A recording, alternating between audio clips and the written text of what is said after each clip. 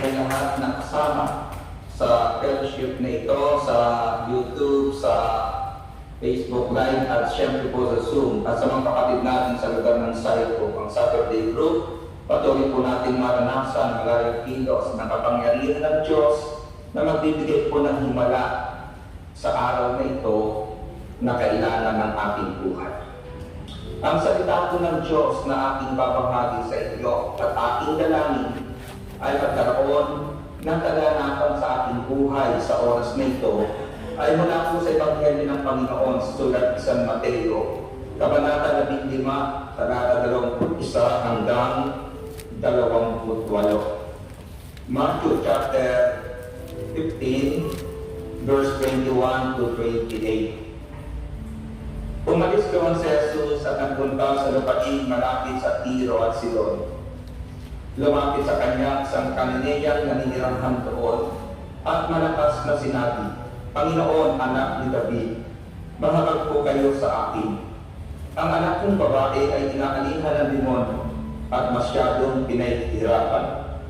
Ngunit dumutokmay di tumugon si Jesus at lumapit ang kanyang mga alagad at sinabi sa kanya, pagbigyan ng ako ninyo at nang umalis, siya'y nag-iingay at susunod-sunod sa akin. Sumagot si Jesus, sa mga tupang naliligaw ng sambahayan ng Israel lamang ako sinugo. Ngunit lumapit sa kanyang babae, lumuhod sa harapan at ang sabi, tulungan po ninyo ako, Panginoon.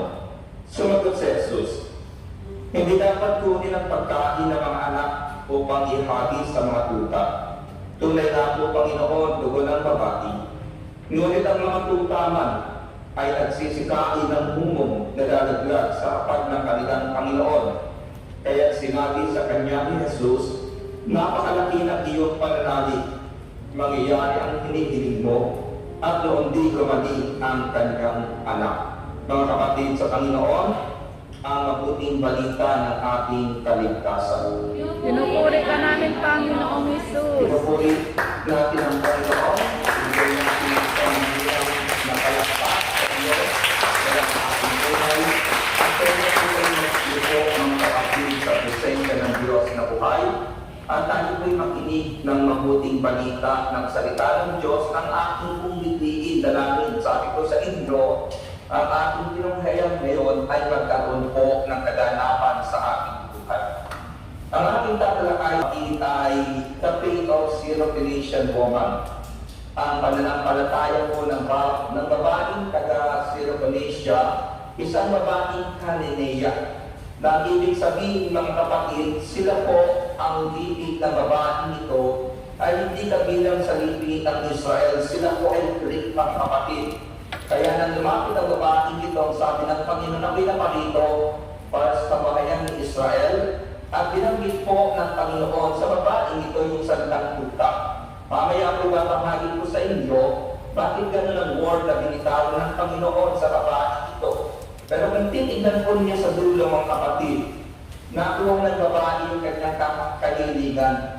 Nakuha ng babae yung kanyang naisip na lumapit sa Panginoon. At nasabi nga po dito sa talata, napakalaki ng iyong pananalig.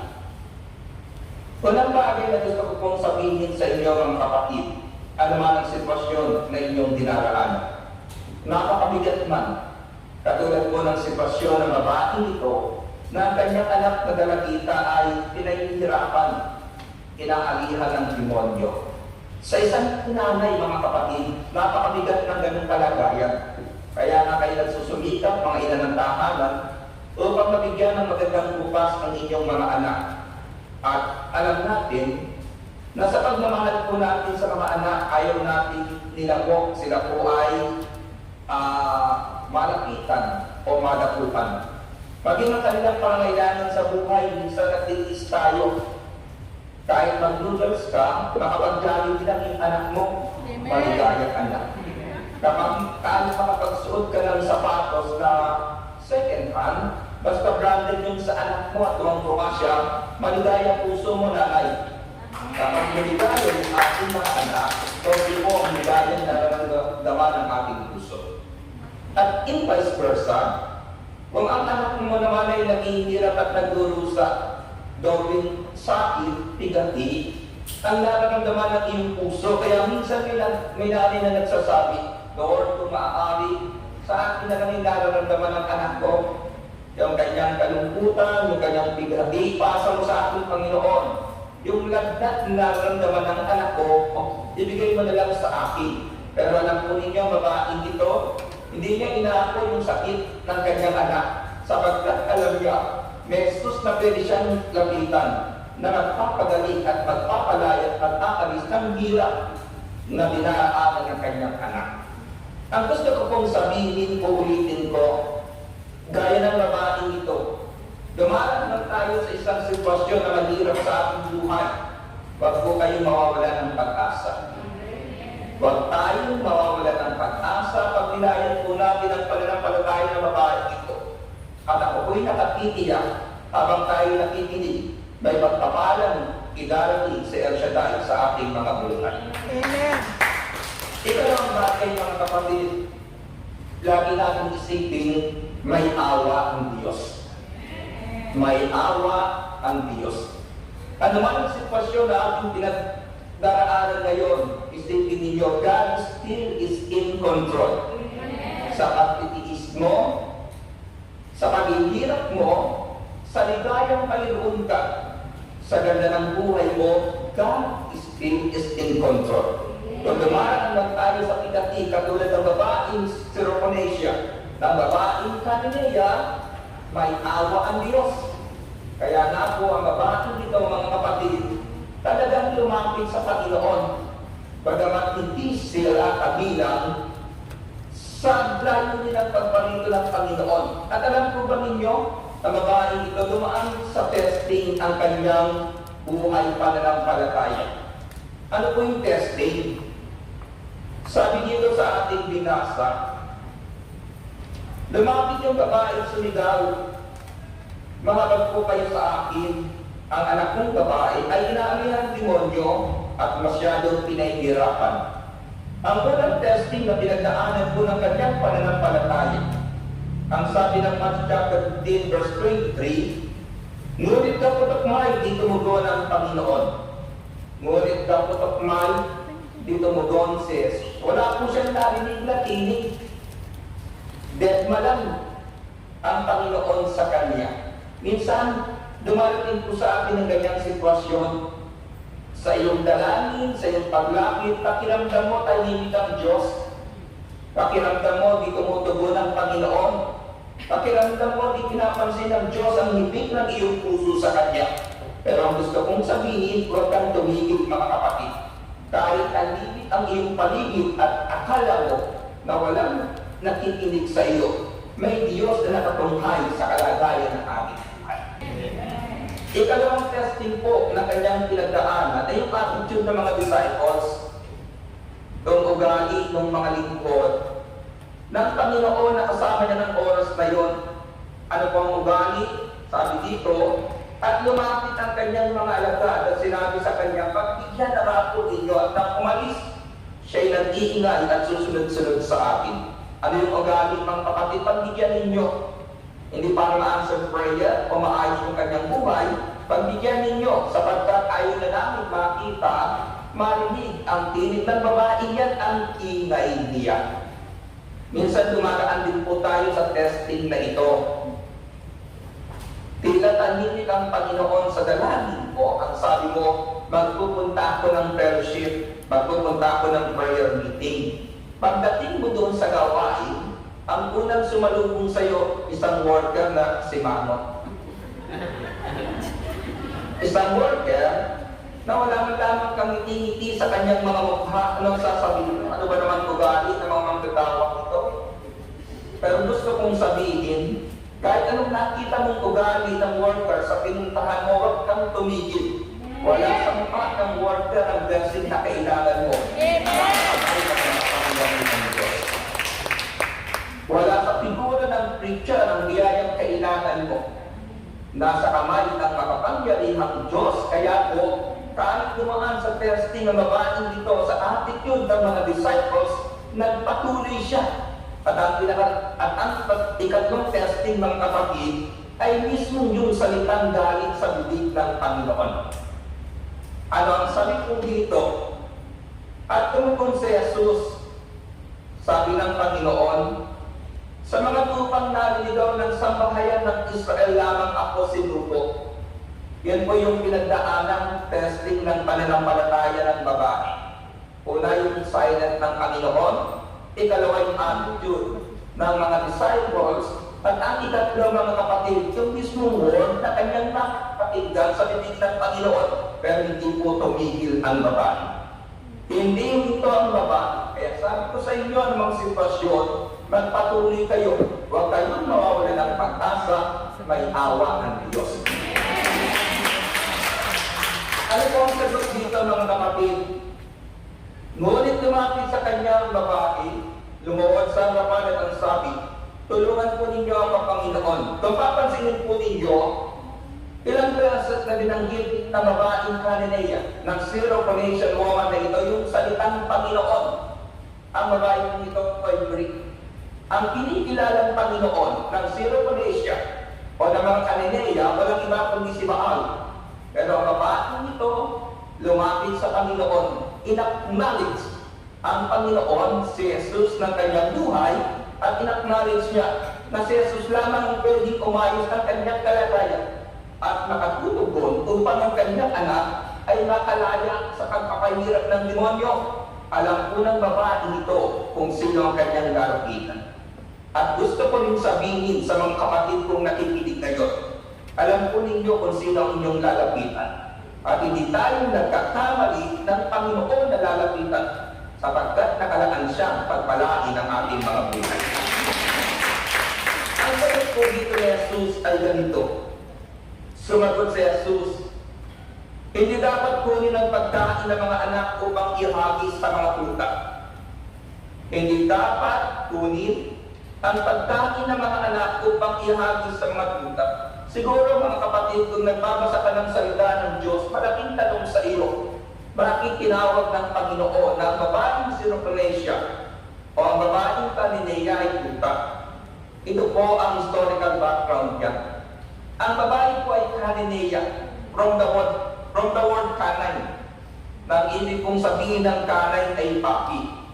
So nang sabihin po ng Panginoon na hindi dapat ibigay ang pagkain na anak sa tuta, hindi po binabanggit yung pagkatato ng babae, kundi yung lipi na kanyang pinanggalingan sa pagdansya ng Syrophoenicia. At gustong sabihin ng Panginoon, ako'y naparito upang nagbigay ng biyaya sa ating mga anak. Pero pakinggan po ninyo ang tugon ng babae ito. Tunay nga po, Panginoon, tugon ng babae. Ngunit ang mga tutama ay nagsisikain ng mumong nalalaglag sa pag ng kanilang Panginoon. Ito po yung faith, mga kapatid. Ito yung pananampalataya. Sabi ng babae, tunay nga po, Panginoon, naparito ka para sa mga anak ng Israel. Naparito ka para sa bayan ng Israel.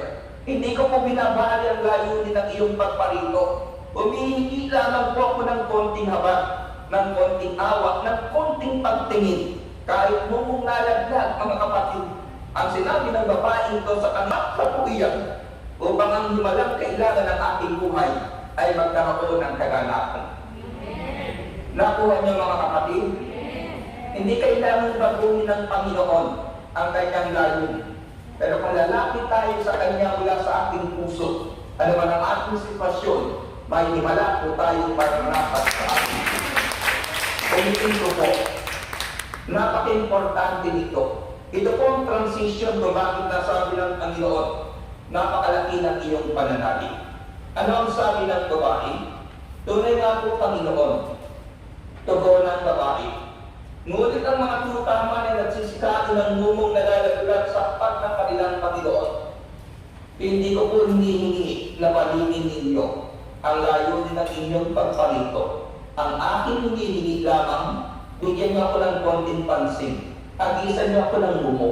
Sapat na yan upang ang aking anak ay makalaya sa oras na ito. My dear brothers and sisters, gusto kong sabihin, ang mga bagay na mayroon ka sa tabi mo ngayon ay sapat na para pagpalaan ng Diyos ang iyong buhay. Amen. So, yung pananampalataya ng babaeng Syrophoenicia. Sapagkat sa dulo po, nalubo ng kanyang pangangailangan. Kahit sinabi sa kanya ni Jesus, napakalaki ng iyong pananalig. Mangyayari ang nikinlig mo at noong di gumaling ang kanyang anak. 2011, narito po ako sa Hong Kong. Meron pong isang sister na lumapit sa akin, 44-year-old. Sabi ng sister nito, Brad, kulitin natin ang Diyos, gusto ko pang makapag-asawa. Nalayanin po kami mga kapatid, nagkaasawa siya, nagkaanak pa ng dalawa. Yun ang kanyang prayer. Sabi niya, Brad, lapit tayo sa Diyos, 44-year-old na siya. Kulitin natin ang Diyos, nanalangin po kami. At the age of 45, nakapag-asawa ang sister na ito, nagkaanak pa ng dalawa. Alam niyo kung bakit? Napangasawa niya at judo, may dalawang anak.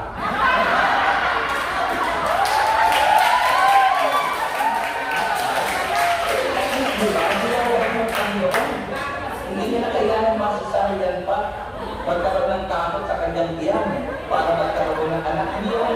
Iyon ang Panginoon. At ngayon, yung dalawang anak na ito ang kaagapay nilang mag-asawa sa panahon ng kanilang pagtanda.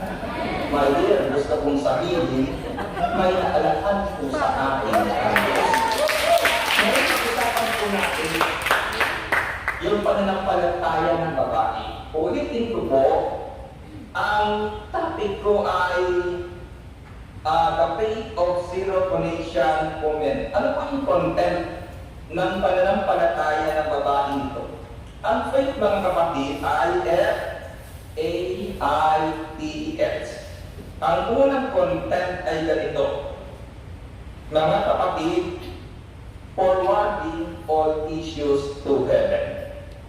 F, forwarding, A, all, I-T-S, forwarding all issues to heaven.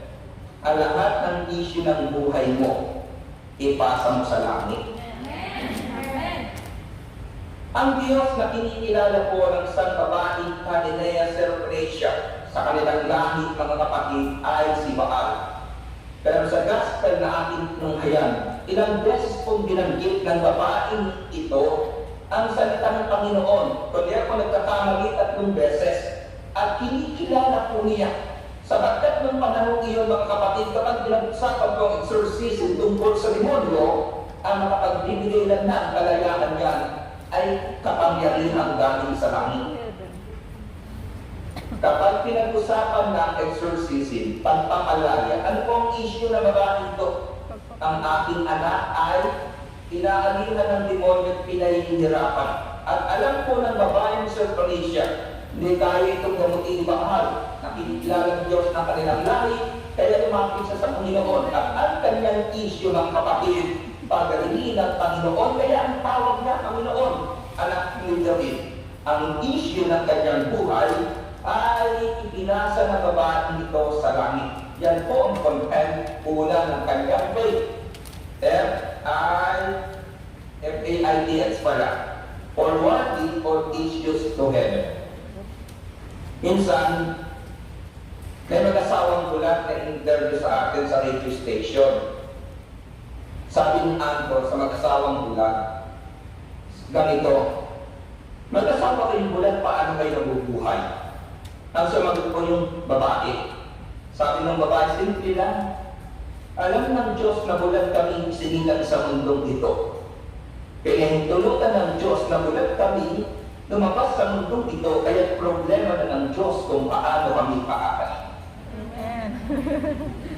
Nakuha niyo ang sagot ng babae. Yung kanyang issue ng pagiging bulag, nakapasa sa langit. Sabi nga, alam ng Diyos na bulag kami sinilang sa mundong ito, kaya problema na ng Diyos kung paano kami pakakainin. So, my dear brothers and sisters, all issue ng iyong buhay, ipasa mo sa langit.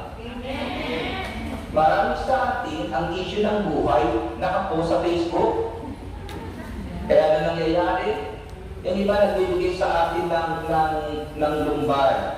May comment dyan na nagbibigay sa atin ng kawalang pag-asa. May comment naman dyan mga kapatid na nagdududa ko ng ating itinos. Kaya gusto kong sabihin, uulitin ko, kung ano mang issue nyo sa buhay, sa langit may pasa. Dahil kung sa langit may papasa, katulad ng babaeng Katideya, may tugon ang Panginoon sa pangangailangan ng ating buhay. Noong nagawain po natin ay nasa PICC, di ko nakalimutan ang kwentong ito. Meron pong isang sister na lumapit sa akin. Sabi ng sister, Brad, ipinalangin mo nga ako, kami, ng aking mister. Kasi gusto ko yung aking mister ay magkaroon ng tricycle, yung tatlo gulong na ramihan, yung motor na may sidecar.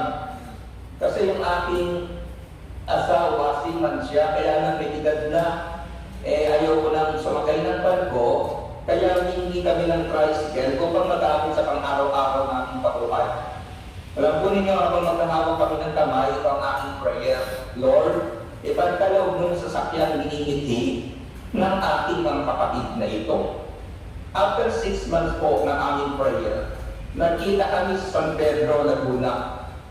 Nakita ko na tandaan yung sister na ito. Ito yung tanong ko sa kanya, Sister, kamusta na yung sasakyan hinihingi natin sa Diyos? Alam po ninyo kung anong sagot na sa akin, Brad, ina-assemble pa sa langit.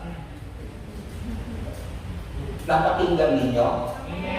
Alam po ninyo, ang tanong ko sa kanya, Sister, kumusta na yung sasakyang hinihingi natin sa Diyos? Ang sagot niya sa akin, ina-assemble pa sa langit. Hindi po sinabi ng sister na ito, isang tornilyo, Brad, wala. Hindi sinabi ng sister na ito, hindi ko ka makita eh. Kung darating pa yung sasakyan, nilapit natin sa Diyos, ang sagot niya sa akin, ina-assemble pa sa langit. Pagkalipas po ng 3 buwan, hinarap ako ng sister sa backstage sa PICC. Nagkita po kami, madaling araw ito, at kami naparoon sa parking space, sa parking area, upang ipanalangin ang isang stainless jeep. Wow. Loaded. May linya na ito na binyang alamang. Kung di po ako nagkamali, tama, binyang alamang. Sabi ko sa sister na ito, Sister, ang ganda ng service ninyo. Magkano yung arkila ninyo mula San Pedro pupunta rito sa lugar ng PICC? Alam po niya, sagot sa akin ng sister, ganda na ng service namin, Brad. Pero hindi namin inarkila yan. Sa amin iyan. Sa tagal inassemble sa langit yung bicycle, stainless jeep ang ibinagsak sa amin ng Panginoon. Nakuha ninyo, forwarding all issues to heaven. Amen. Halimbawa, ang prayer request mo ay magbago ang iyong asawang lasinggero. Pagtawag mo sa Pilipinas, ang sabi ng anak ko, Ma, si Papa, lasing na naman. Wala na talaga siyang pag-asang magbago. Anong sabihin mo sa anak mo? Anak, sabihin mo sa kanya, relax ka lang.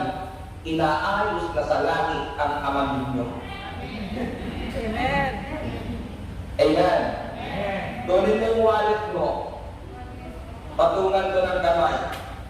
At sabihin mo sa wallet mo, pinupuno na sa langit ang kamay nito.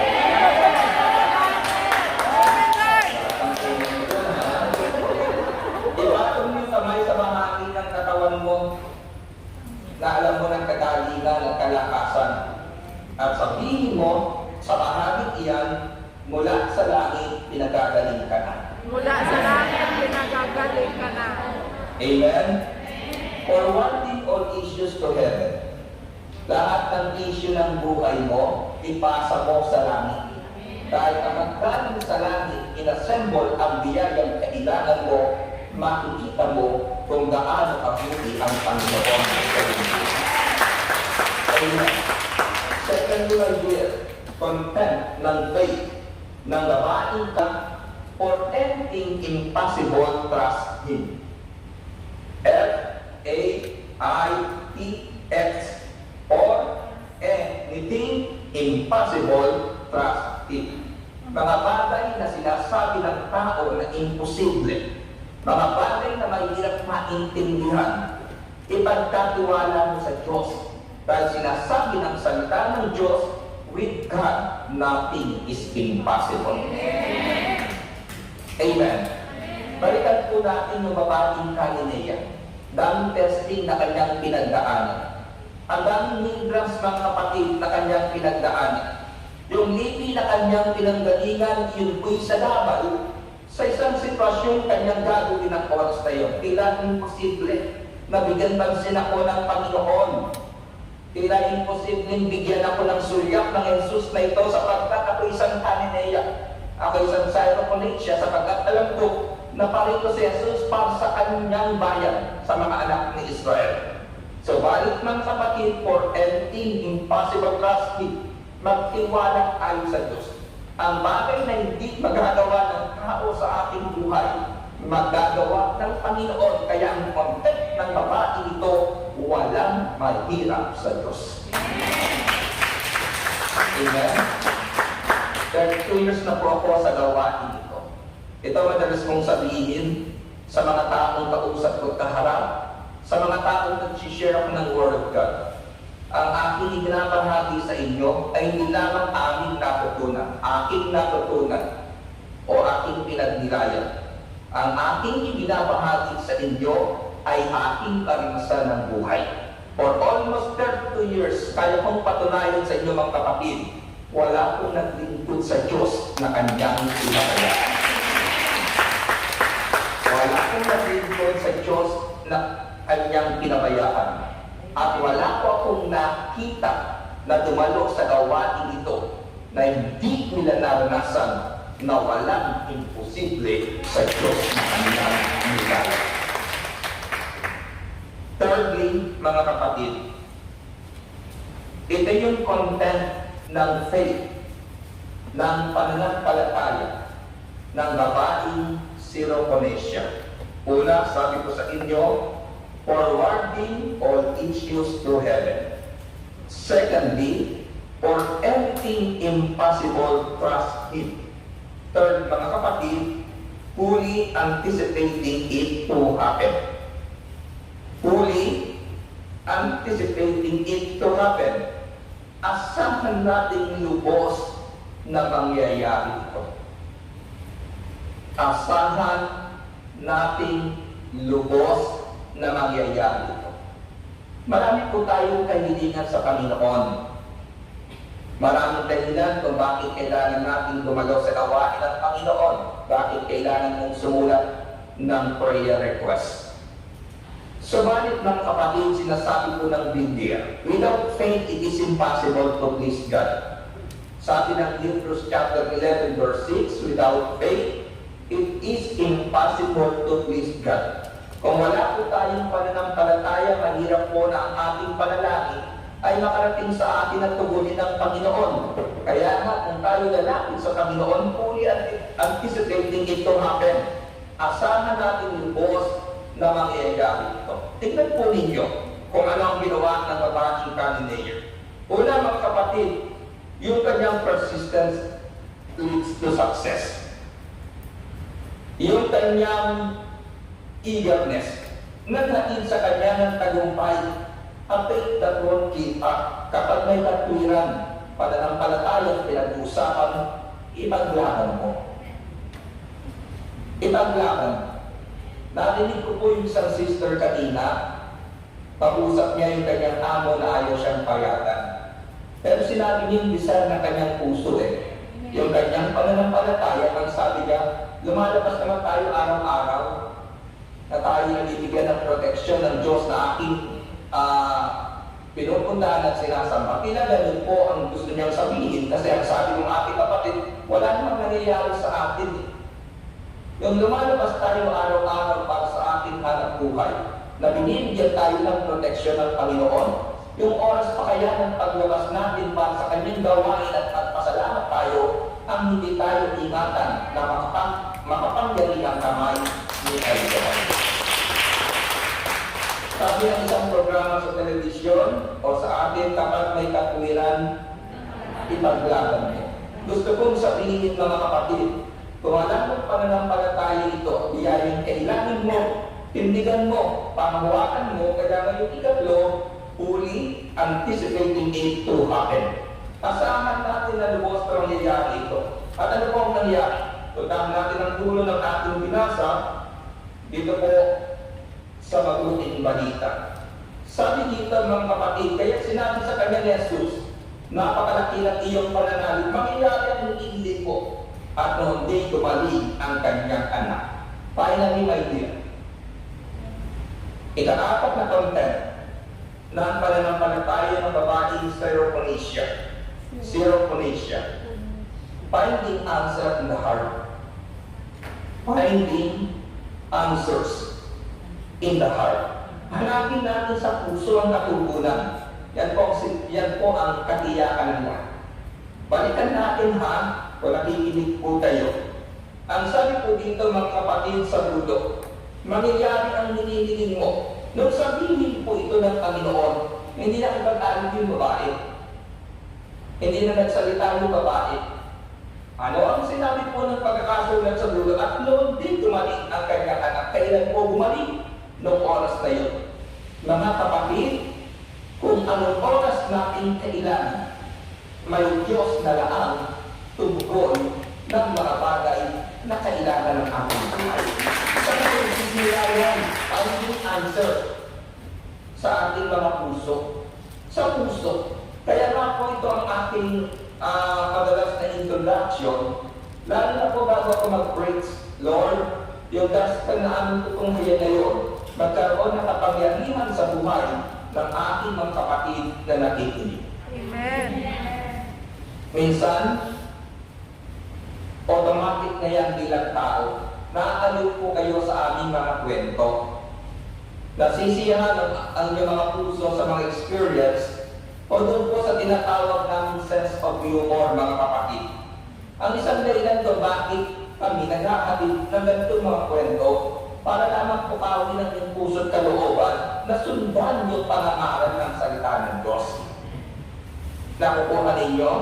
Para kami po tayo ng salita ng Diyos kasi alam ko naman sa inyo na bagay, ngayon po natutuwa ako.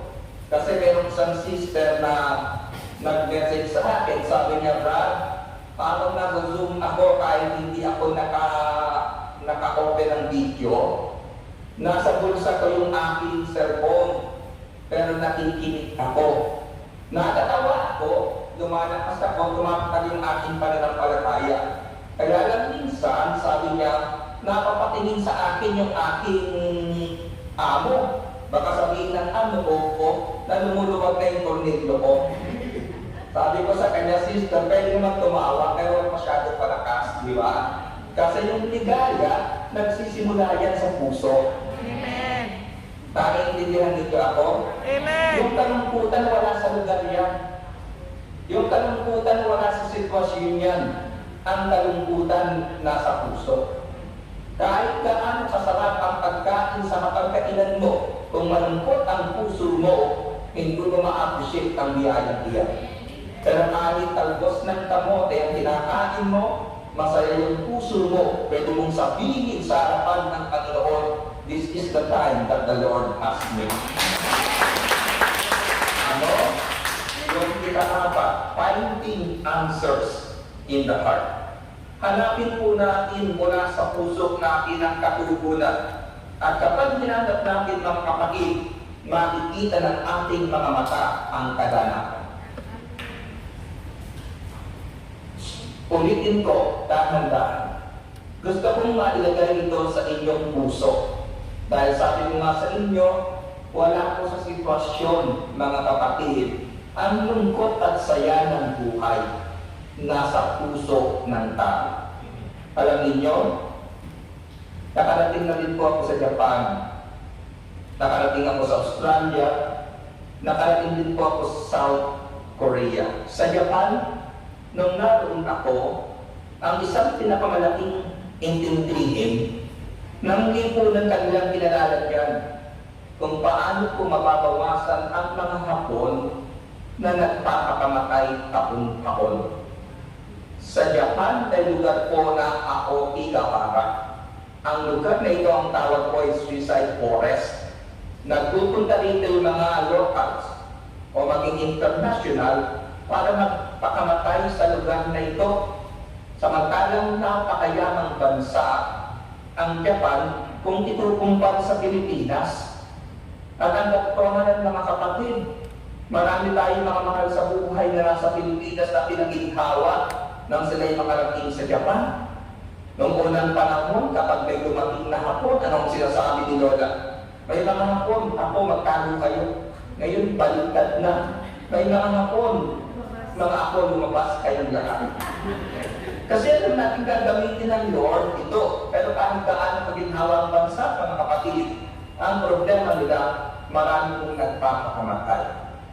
Nung nasa Australia ako, ang isa sa intindihin ng lipunan nila kung paano mababawasan ang Australianang nasisiraan ng pulo. Yan po ang problema nila. Mayaman na bansa, maraming lumuluwag ng pamilyo. Pero tignan mo, anak ng Diyos, dami ng problema, pinagdaanan mo hanggang ngayon. Okay pa yung tornilyo ng utak mo. Hindi mo ba? Kaya tignan mo mga lingkod natin. Ako minsan natanong po sa sarili ko kung hindi ako naglingkod sa Panginoon, nasaan kaya ako ngayon? Di ba?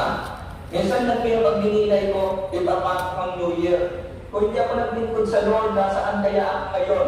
Pero salamat naglingkod ako sa Kanya, nakita ko yung ganda ng buhay, pinagpala pati aking pamilya.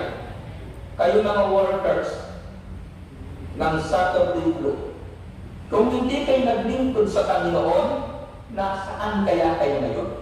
Baka marami sa inyo hinahanap si Basilio. Pero salamat na lang, may Diyos na maayos ng ating buhay. Ito po ang isang intindihin din nila. Kapag po ito mga kapatid, panahon ng taglagas, napakalungkot ng lugar. Kaya ang ginagawa ko sa South Korea, mga programa doon, puro halos comedy. Walang gamang iyakan. Comedy, sapagkat kapag drama po, natagawin yung kanilang kalagayan sa buhay, maraming nagpapakamatay. Kaya tignan nyo sa Pilipinas, di ba, halo-halo ang programa. Umaga, comedy, mamaya drama, pagkatapos action, love story, comedy, paikot-ikot ng kapatid kahit anong panahon. Hindi ba mamaya nanonood ng television, tawa ng tawa, mayaman pa, maya-maya naman, iyak ng iyak. Pero kaya natin kontrolin ang ating puso't kalooban. Bakit, mga kapatid sa Panginoon? Ang lahat ng ginhawa ng buhay nagsisimula sa ating puso. Amen. Kaya ito po, finally, my dear, finding answers in the heart. Hanapin natin sa puso ang katugunan at makikita ng ating mga mata ang kaganapan. Tahimik po kayo. Ganito, bibilang ako ng 3 bago kayo tumayo. Ibulong mo ngayon sa puso mo ang biyayang gusto niyong ibigay ng Panginoon. Sa Saturday Group na nakaupo ngayon, bibilang ko ako ng 3.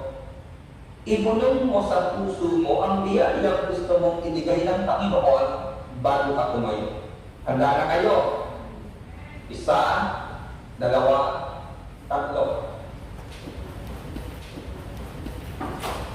Tayo po tayo lahat at patuloy tayong pagpalain ng Panginoon.